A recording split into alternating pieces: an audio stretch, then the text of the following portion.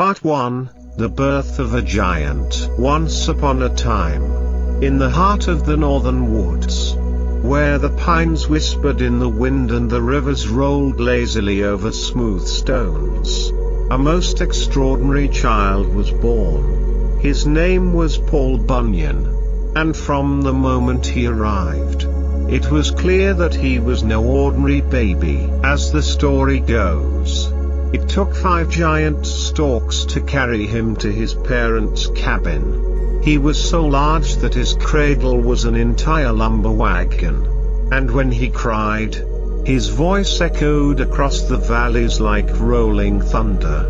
The townsfolk marveled at his size and strength, for even as a newborn, Paul could lift an ox yoke as easily as another child might cradle a doll. Growing up, Paul was full of energy and curiosity. When he took his first steps, he left footprints so deep that they filled with water and became the Great Lakes. As he ran through the woods, he cleared paths wider than any road, making way for travelers and settlers alike. But Paul was not only strong, he was kind-hearted. He helped his family with chores, though his help often turned into wild adventures.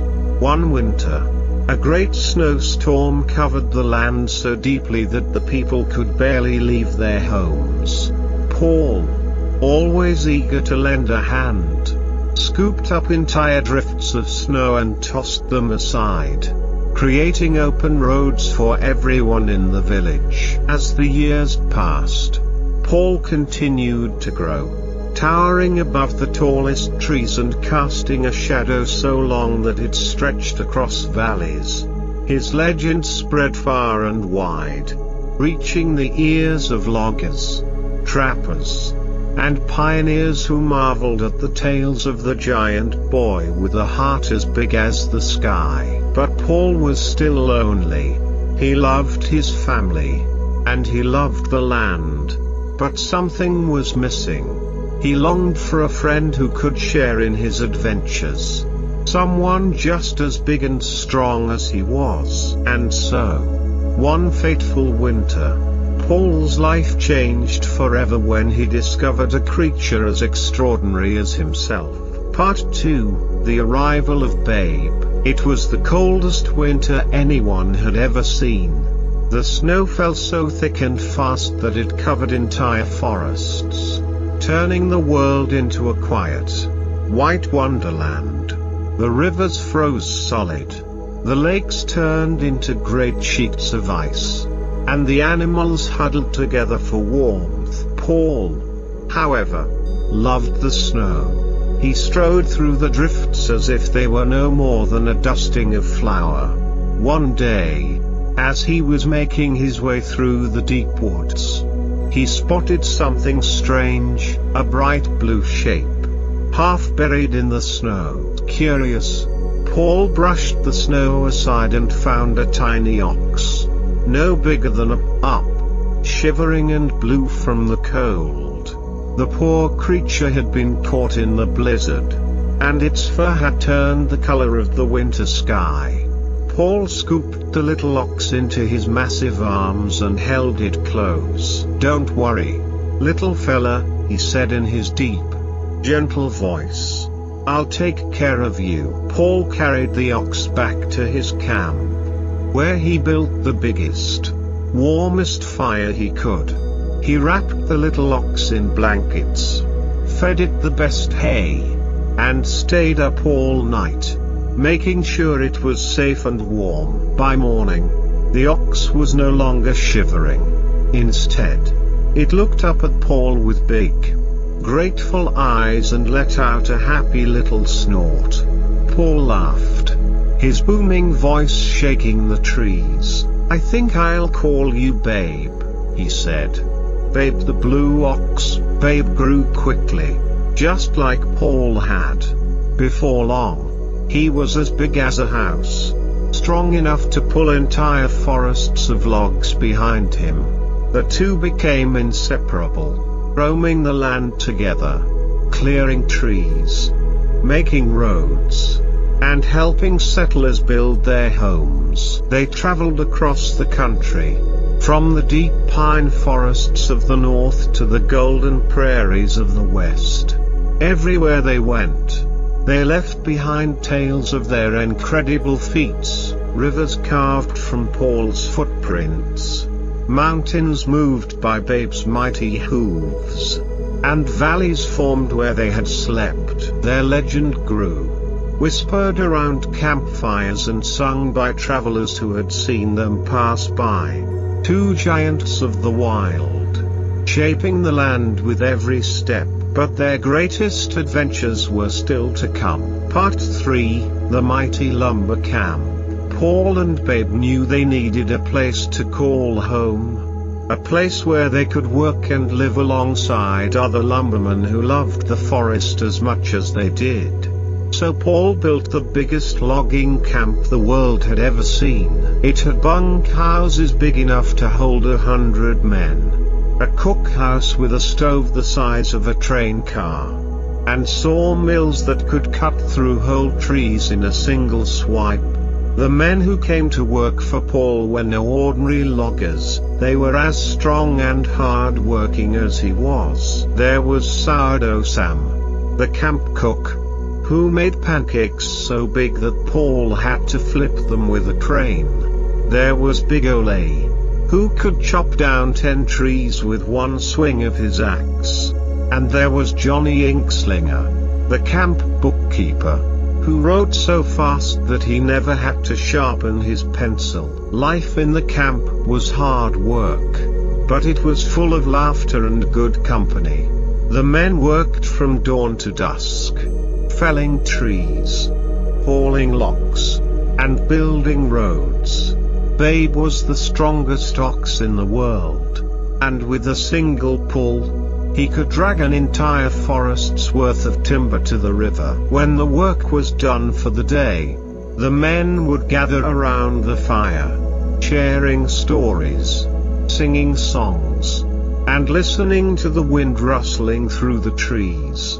The nights were peaceful, with the stars twinkling above and the soft hoots of owls echoing through the camp. But even in their peaceful home, Paul and Babe's adventures were far from over. The wild land still had many challenges to offer, and the two friends were always ready for the next great task. Part 4, The River That Wouldn't Flow. One summer, as the loggers were sending timber down the river, they noticed something strange. The logs had stopped moving. The river had frozen solid, not with ice, but with a tangle of logs so tightly packed that not even Babe could budge them. Paul scratched his head and thought for a moment. Then, with a grin, he had an idea. He climbed up the mountain, found the biggest boulder he could carry, and rolled it down into the river. The rock landed with a thunderous splash, sending waves crashing through the logjam. The water roared back to life, carrying the logs swiftly downstream. The men cheered, and Paul laughed, slapping Babe on the side. Just another day's work, old friend, he said. And so, the river flowed once more, carving its way through the land, just as Paul and Babe had done before. Part 5, The Blizzard of the Century. One autumn, as the leaves turned gold and the air grew crisp, Paul and Babe prepared for the long winter ahead. They had felled more trees than ever before, stacked enough firewood to last a lifetime, and stored barrels of Sourdough Sam's famous flapjack batter. But even they could not have predicted the storm that was coming. It started with a single snowflake, drifting lazily from the sky, then another, and another. Before long, the wind howled through the camp, and snow piled higher than the bunkhouses. The loggers huddled inside, warming themselves by the great stone fireplace while Paul and Babe braved the storm. The blizzard raged for weeks, burying forests and rivers alike under mountains of snow. The cold was so fierce that even Babe's breath froze in midair, hanging in the sky like little clouds of ice. Paul stomped through the drifts, clearing paths for the men.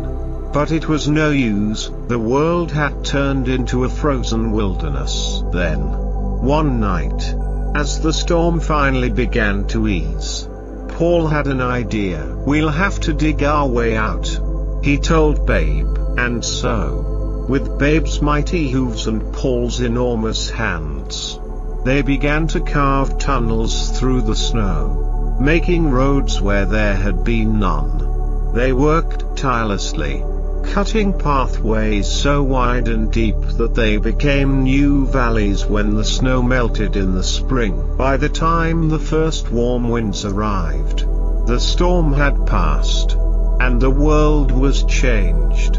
Rivers ran in new directions, mountains had shifted, and whole new lakes had formed from the melted snow. The loggers emerged from their cabins, stretching their arms and blinking in the bright sunlight.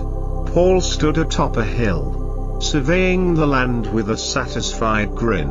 "Well, Babe," he said, patting the ox's side, "looks like we made ourselves a whole new world." And so, the great blizzard became another tale in the legend of Paul Bunyan and his mighty blue ox. Part 6, The Farewell Journey. The years passed, and Paul and Babe continued their work, shaping the land and helping those in need. But as the world grew, and machines took the place of axes and saws, Paul knew that his time as a lumberjack was coming to an end. One evening, as the sun set in a blaze of gold and crimson, Paul stood on a hilltop, looking out over the vast land he had helped to build, the rivers he had carved, the forests he had cleared, and the mountains he had moved stretched far beyond the horizon. He turned to Babe, who stood beside him, his great blue coat gleaming in the fading light. "Well, old friend," Paul said softly, "I think it's time for us to move on." And so, with one last look at their beloved home, Paul and Babe set off into the wilderness, their footsteps echoing through the valleys. Some say they walked to the edge of the world, where the sky meets the earth, and stepped beyond. Others believe they still roam the farthest forests, keeping watch over the land they loved so much. But one thing is certain, their legend lives on, in the rustling of the trees, in the rolling of the rivers, and in the whisper of the wind. The stories of Paul Bunyan and Babe the Blue Ox will be told for generations to come. And as you close your eyes, drifting into sleep, imagine them walking beneath the stars, their laughter carried on the breeze, always watching over the great land they helped to shape.